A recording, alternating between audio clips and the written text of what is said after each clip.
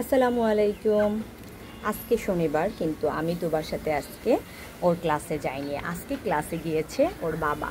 তো ওর বাবা যেহেতু বাসায় নেই, সাধারণত সকালবেলার খাবারটা ওর বাবা দেয় ওদের, কিন্তু আজকে আমি ওদের সকালবেলা উঠে একদম সব কিছু ক্লিন করে ওদের খাবার দিয়ে দিলাম।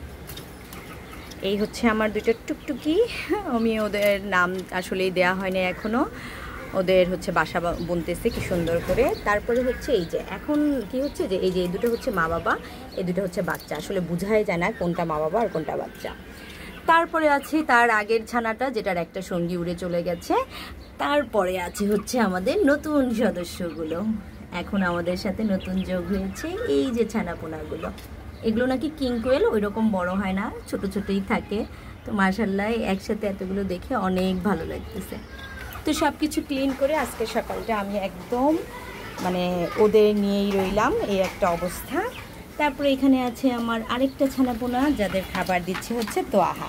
ওরা হচ্ছে ঘাস খেতে অনেক পছন্দ করে, তো মাঝে মাঝে হচ্ছে তোয়াহা আমার অন্য গাছের থেকে ঘাস হলে সেইগুলো ছিঁড়ে ছিঁড়ে এনে ওদের খাওয়ায়।